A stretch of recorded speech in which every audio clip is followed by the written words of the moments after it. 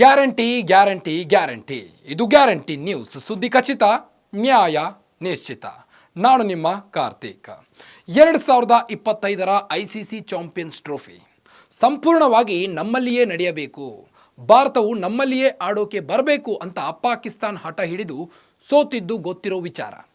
ಭಾರತ ಪಾಕಿಸ್ತಾನಕ್ಕೆ ಹೋಗಿ ಪಾಕ್ ವಿರುದ್ಧ ಮ್ಯಾಚ್ ಆಡಿದರೆ ಪಾಕಿಸ್ತಾನ ಕ್ರಿಕೆಟ್ ಮಂಡಳಿಗೆ ಲಾಭ ಅನ್ನೋದೇ ಅದಕ್ಕೆಲ್ಲ ಕಾರಣ. ಆದರೆ ಪಾಕಿಸ್ತಾನ್ ಚಾಂಪಿಯನ್ಸ್ ಟ್ರೋಫಿ ಅಂತಹ ದೊಡ್ಡ ಟೂರ್ನಿಗೆ ಸಿದ್ಧವಾಗಿದೆಯಾ ಅಂತ ನೋಡಿದ್ರೆ ಹಾಗೆ ಕಾಣ್ತಾ ಇಲ್ಲ. ಫೆಬ್ರವರಿ 19ರಿಂದ ಶುರುವಾಗಬೇಕು ಟೂರ್ನಿ. ಸಿದ್ಧವಾಗಿಲ್ಲ ಕರಾಚಿ, ಲಾಹೋರ್, ರಾವಲ್ಪಿಂಡಿ ಕ್ರೀಡಾಂಗಣ. ಸ್ಟೇಡಿಯಂಗಳಲ್ಲಿ ಲೈಟ್ಸ್, ಕುರ್ಚಿಗಳೇ ಸಿದ್ಧವಾಗಿಲ್ಲ.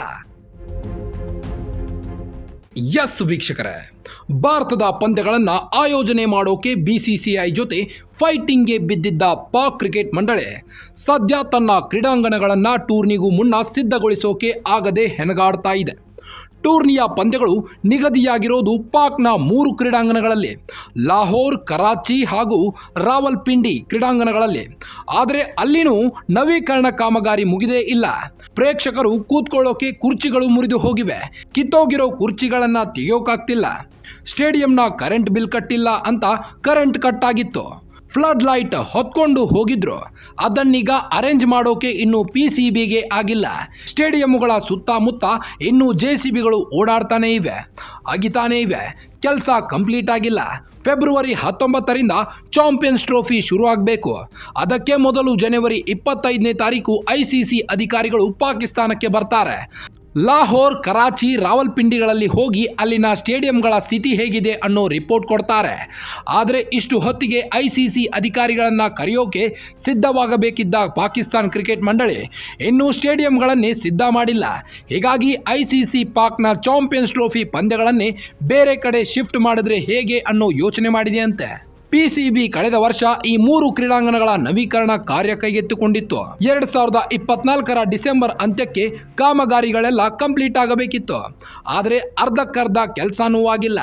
ಕರಾಚಿ ಹಾಗೂ ಲಾಹೋರ್ ಕ್ರೀಡಾಂಗಣದ ಕಾಮಗಾರಿ ಇನ್ನು ಅರ್ಧದಷ್ಟು ಬಾಕಿ ಇದೆ. ಸೀಟು, ಫ್ಲಡ್ ಲೈಟ್ಸ್, ಔಟ್ಫೀಲ್ಡ್ ಕೆಲಸ ಇನ್ನೂ ಮುಗಿದಿಲ್ಲ. ಕ್ರೀಡಾಂಗಣ ಕಟ್ಟಡದ ಕಾಮಗಾರಿ ಚಾಲ್ತಿಯಲ್ಲಿದೆ.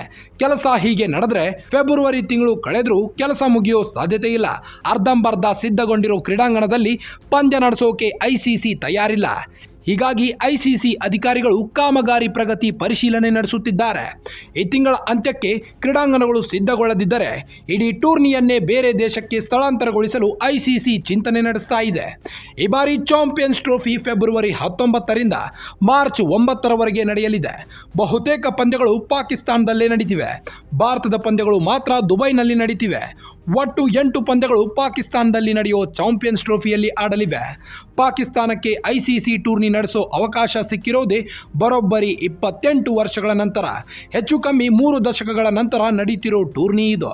ಈಗಾಗಲೇ ಫೆಬ್ರವರಿ 8ರಿಂದ 14ನೇ ತಾರೀಕಿನವರೆಗೆ ನಡೀತಿರೋ ಪಾಕಿಸ್ತಾನ್, ದಕ್ಷಿಣ ಆಫ್ರಿಕಾ, ನ್ಯೂಜಿಲೆಂಡ್ ತ್ರಿಕೋನ ಸರಣಿ ಪಂದ್ಯಗಳನ್ನು ಈಗಾಗಲೇ ಕರಾಚಿ, ಲಾಹೋರ್ಗೆ ಶಿಫ್ಟ್ ಮಾಡಿದ್ದಾರೆ. ಪಾಕಿಸ್ತಾನ್ ಕ್ರಿಕೆಟ್ ಮಂಡಳಿಯಲ್ಲಿ ದುಡ್ಡಿಲ್ಲ. ಅಫ್ಕೋರ್ಸ್ ಪಾಕಿಸ್ತಾನ ಸರ್ಕಾರದಲ್ಲೂ ದುಡ್ಡಿಲ್ಲ. ಹೀಗಾಗಿ ಕಾಮಗಾರಿ ನಡೆಸೋಕೆ ಸಾಧ್ಯ ಆಗದೆ ಪಾಕಿಸ್ತಾನ ಒದ್ದಾಡ್ತಾ ಇದೆ. ಭಾರತ ಹೋಗಿ ಪಾಕಿಸ್ತಾನದಲ್ಲಿ ಕ್ರಿಕೆಟ್ ಆಡಿದ್ರೆ ಪಾಕಿಸ್ತಾನಕ್ಕೆ ಲಾಭ. ಆದರೆ ಟೀಮ್ ಇಂಡಿಯಾ ಪಾಕಿಸ್ತಾನದ ICC ಟೂರ್ನಮೆಂಟ್ ಬಿಟ್ಟರೆ ಬೇರೆ ಮ್ಯಾಚ್ ಆಡ್ತಿಲ್ಲ. ಪಾಕಿಸ್ತಾನಕ್ಕೆ ಹೆಜ್ಜೆ ಕೂಡ ಇಡ್ತಿಲ್ಲ. ಒಟ್ಟಿನಲ್ಲಿ ಭಯೋತ್ಪಾದನೆ ಪಾಕಿಸ್ತಾನ ದೇಶವನ್ನಷ್ಟೇ ಅಲ್ಲ, ಪಾಕಿಸ್ತಾನದ ಕ್ರಿಕೆಟ್ ಅನ್ನು ಕೊಲ್ತಾ ಇದೆ. ಒಟ್ಟಿನಲ್ಲಿ ಮಾಡಿದ್ದುನ್ನೋ ಮಾರಾಯ ಅನ್ನೋ ಹಾಗೆ ಇಡೀ ವಿಶ್ವವೇ ಪಾಕ್ಗೆ ಶೇಮ್ ಮಾಡುತ್ತಿದ್ದು, ಇವರ ಭಯೋತ್ಪಾದನೆ, ಹಿಂಸಾಚಾರ ಪಾಕಿಸ್ತಾನ ದೇಶವನ್ನಷ್ಟೇ ಅಲ್ಲ, ಪಾಕಿಸ್ತಾನದ ಕ್ರಿಕೆಟ್ ಅನ್ನು ಕೊಲ್ತಾ ಇದೆ ಅನ್ನೋದರಲ್ಲಿ ಯಾವುದೇ ಸಂದೇಹವಿಲ್ಲ.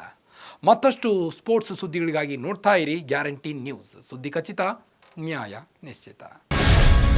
ಗ್ಯಾರಂಟಿ ನ್ಯೂಸ್, ಸುದ್ದಿ ಖಚಿತ, ನ್ಯಾಯ ನಿಶ್ಚಿತ.